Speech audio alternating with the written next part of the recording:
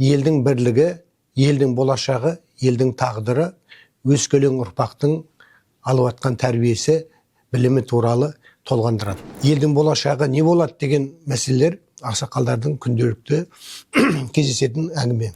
Мәселе өте күрделі, өте жоғары және өте жауапты. Әр пенде өзін түзейтін болса, мен түзелсем, отбасым түзелсе, қала түзелсе, республика түзеледі, мемлекетіміз, әлем түзелген болады.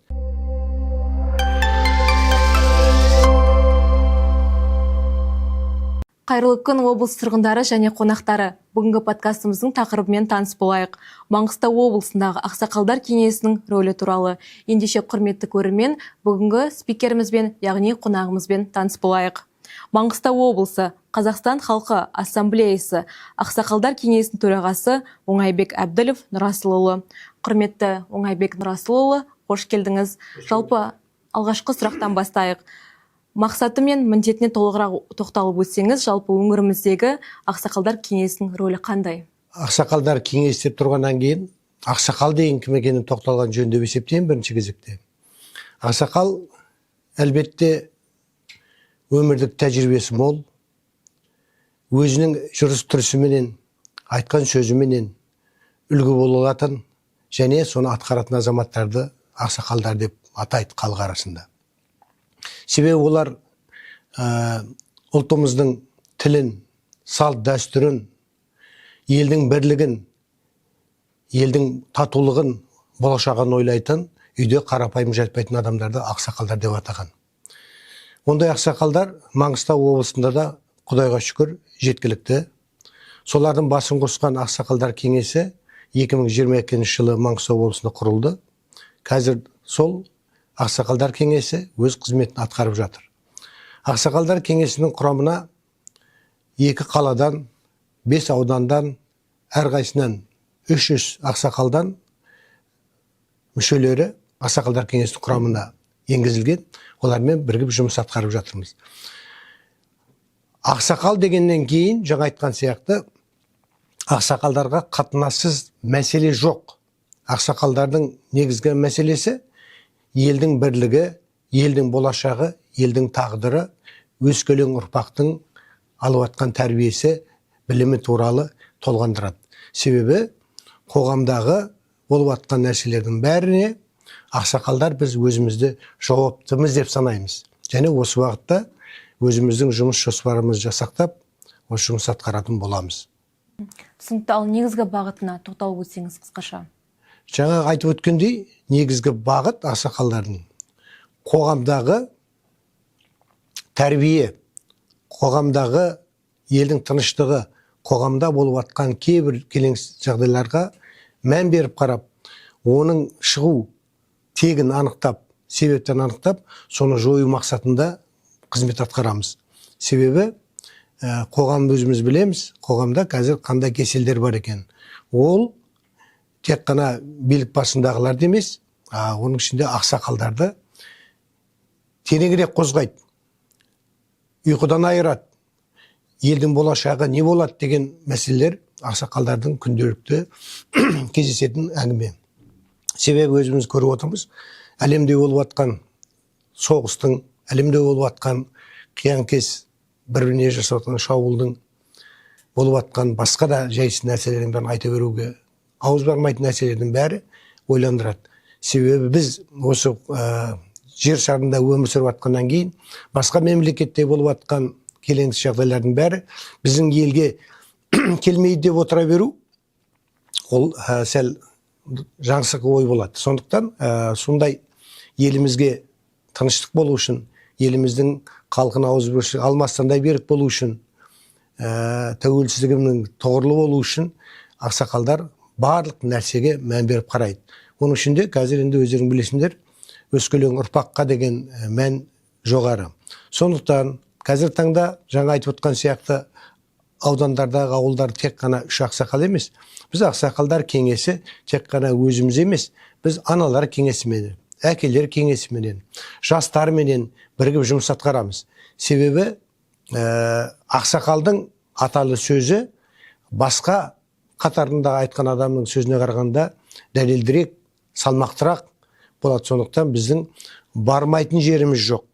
Біз балабақшаларға да барамыз, біз мектептерге де барамыз, біз колледждерге де барамыз, біз университеттерге барамыз, біз үлкен мекемелерге де барып, соның жұмысшылармен кездесеміз.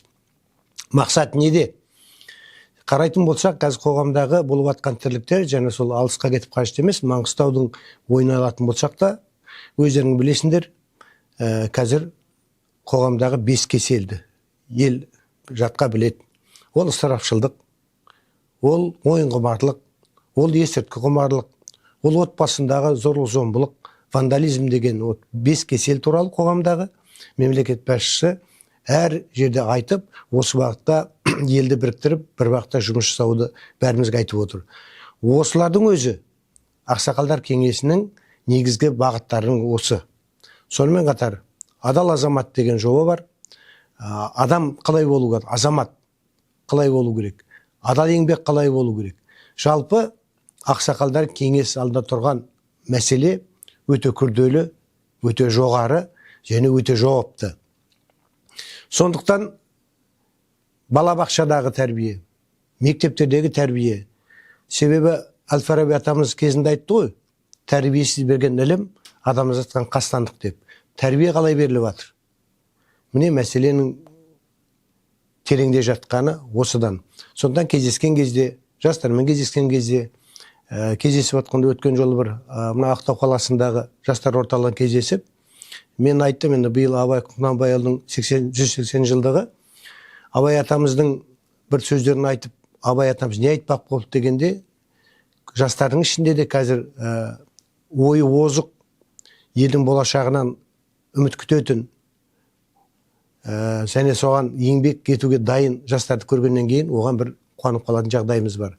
Абай атамыз айтады, адам қапыл, дүниені дер менікі, менікі деп жүргенім бәрі оныкі, Алланыкі. Тәнің қалады көміліп, малың қалады жиған тергенің. Жаның шыққанда айтшы болады, сонда не сенікі дейді. Сондықтан қазір таңда біз көп мына қоғамда болатын кеселдерінің бәрі адам өзінің адами кейпінен айырылып қалды. Адам дүниеге жаратылғанда не үшін жаратты? Аталарымыз жылап өткен, келдім қайдан, нешесем пайдам, өлгеннен соң не болам деп. Мына дүние келгендегі адамзаттың мақсаты қандай еді? Қазіргі ойланатын жағдай сода болып тұр.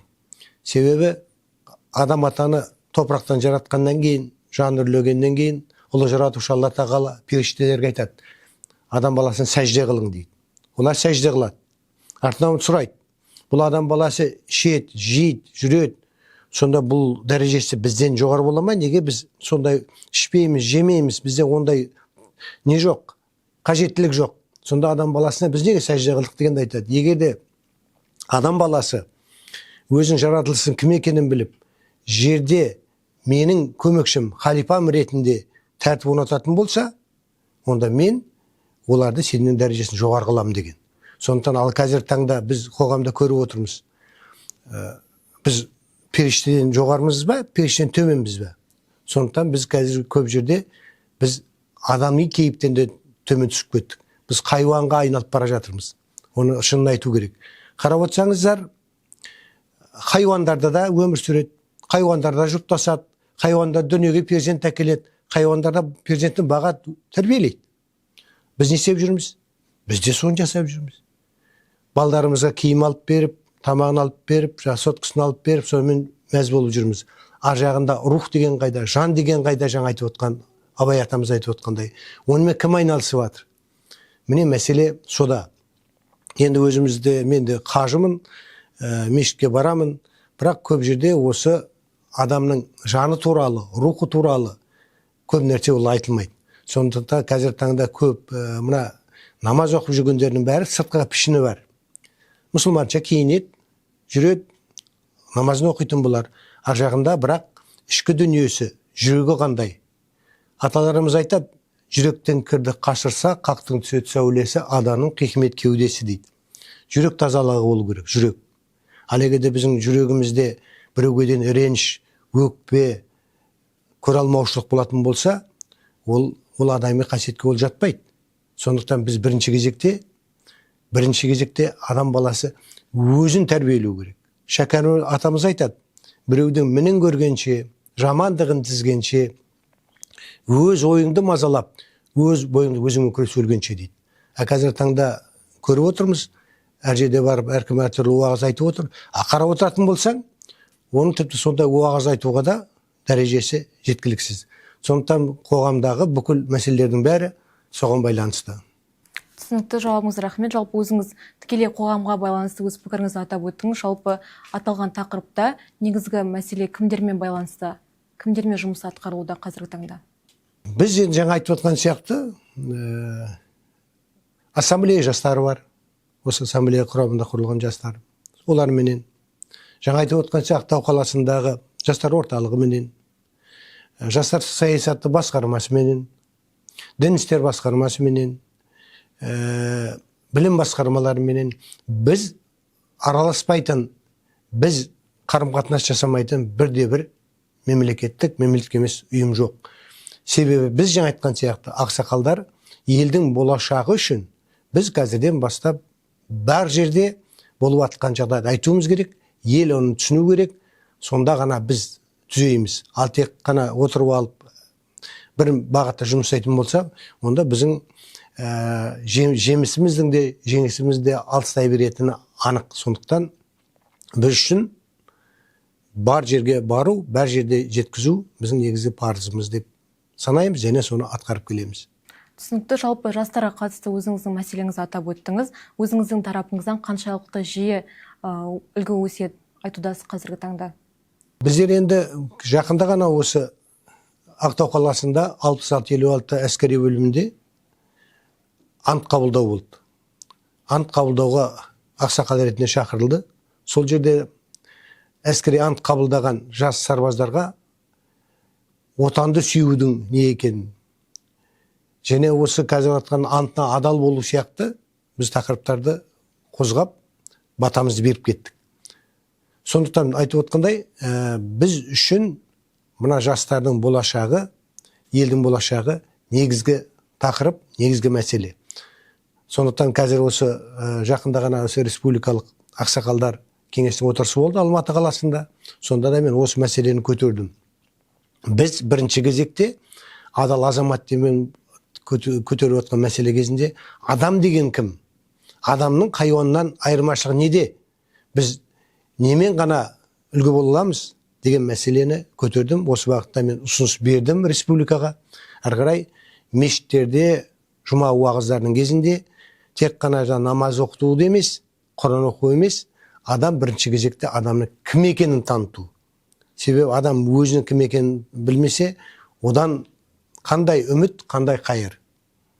Түсінікті, өзіңіз атап өткендей, президент ұсынған адал азамат жобасы қай облыстарда жүзеге асып жатыр? Негізі адал азамат жобасының жетекшісі Қарағанды облысының ақсақалдар кеңесі төрағасы Алтынбеков мырза жетекшілік етеді. Ол бойынша барлық республика көлемінде осы адал азамат жобасы іске асып жатыр. Жаңа айтқан сияқты адал азамат жобасы бойынша біздер Жаңаөзен қаласында Өзенмұнайгаз мекемесінде де болып келдік. Сол жерде халықпен кездестік. Ол жерде де осы азамат туралы. Бұл жерден де өздерің білесіңдер, мынау ойын құмарлық қазір болып атқан, немесе ысырапшылдық. Бұның бәрі мен айтқан болар едім бір сөзбенен. Бұл санасыздық деп. Себебі Алла тағалаға қазақ бала сұрайды, Алла бала бер, бала берсең сана бер, сана берсең шетіне ала бер дейді. Санасы дұрыс адам еш уақытта біреудің ала жібін аттамайды. Себебі біреудің көңілін қалдыру мың қағбаны қиратқаннан да жаман деп Жәләлиддин Маулани Руми атамыз айтып кеткен. Түркияның көне қаласында жүрген әулие кісі. Бір адамды көңілін қалдырып ренжіту мың қағбаны қиратқаннан да жаман деп. Сондықтан біз кімнің көңіліне қарап жатырмыз ба? Аталарымыз айтады. Себебі әр адам ол Алла тағала жаратты. Ол сенен артық емес, сенен кем емес. Сондықтан бір адамды ренжіту, оны жаңағы қорлау емес, ұрып соғу емес, өлтіру емес, оған жаңағы есірткі тәуелді қылу емес. Тілмен де сөзбен де қиянат жасауға сенің құқың жоқ. Егер адам баласы бәрі санасына сіңіретін болса, қасында отқан азаматты өзінен тең Құдайдың жаратқан пендесі екенін түсініп, оған қиянат жасағаны өзіне ертең сұрауы бар екенін түсінетін болса, қазір қоғамдағы бүкіл осы кеселдің бәрі тоқтаған болар еді. Біз қазіргі таңда біз содан айырылып қалдық. Біз кімбіз? Адам кім келгендегі? Мақсаты не? Себебі Алла тағала жаратқаннан кейін мына 18 мыңды халифа қылып жаратты. Біз Алланың жердегі билеушіміз. Біз Алланың билеушіміз. Сондықтан біз ары қарай осыны дамытуымыз керек. Қожа Ахмет Яссауи атамыз былай дейді Алла туралы: әділ патша, бір аты оны садық дүр, жаратылған шашу үшін жарық нұр дейді. Алла тағала әлемді жарық нұрмен жарылғап тұр. Енді айтады солға: дүр жауқарды шашу қып шаш ғаламға, ой жеткізіп қақтан келген кәламға дейді. Бізге айтады: сен адам баласы, Алланың сүйіктісің, сондықтан сен де Алланың берген нұрын әлемге нұр қылып шаш дейді. Біз келгеннен кейін әлемге нұр шашу үшін келдік, Алланың ол жерге жіберген өкілі ретінде, халифасы ретінде. Ал біз не істеп жүрміз? Біз оны жасап жатырмыз ба? Егер де бізден тек қана осындай жақсы жүретін болса, онда жамандыққа орын қалмас еді. Сондықтан жаңа айтқан сияқты, әр пенде өзін түзейтін болса, мен түзелсем, отбасым түзелсе, қала түзелсе, республика түзеледі, мемлекетіміз, әлем түзелген болады. Сондықтан Алла тағаланың уәдесі бар: егер сендер өздерің түземесеңдер, мен сендер түземеймін дейді. Сондықтан біз бірінші кезекте ел боламыз дейтін болсақ, тәуелсіз баянды болады дейтін болса, бірінші кезекте біз өзімізді адам деп тануымыз керек. Кім екенімізді біліп. Сосын адамға тән қасиеттермен өмір сүруіміз керек. Біз сонымен үлгі болуымыз керек. Егер де біз сол үлгіні көрсете алсақ, жеткізе алсақ ұрпаққа, онда біздің еліміздің де тәуелсіздігі баянды болады, еліміз әлемге үлгі болатынына мен кәміл сенімдімін. Қорытындылай келе, өзіңіз тікелей адамға тән, яғни жастарға тән қасиеттер тоқталып өттіңіз. Өзіңіздің тарапыңыздан бағыт бағдар ретінде алып қосарыңыз болса, және қандай жастар қандай қасиеттерге ие болу қажет? Абай атамыз айтып кеткен: 5 нәрсеге ашық бол, 5-сі қашық бол деп. Мен айтқан болар едім: құрметті жастар, сіздер сол Абай атамыздың биыл 180 жылдығы болып атқан шығармаларын танысыңдар. Абай атамыз бәрін айтып кеткен. Егер де соған мұқият түсініп, зер салып атқаратын болсаңдар, онда сендердің болашақтарың жарқын болады. Мен соны сіздерден күтемін. Оңайбек Нұрасылұлы, келгеніңізге рахмет. Құрметті көрермен, жаңа ақпаратқа толы подкаст өткеніне сенімдіміз. Құрметті Оңайбек мырза, алдағы уақыттағы жоспарларыңызға сәттілік тілей отырып, құрметті көрермен, бүгінгі подкастты аяқтаймыз.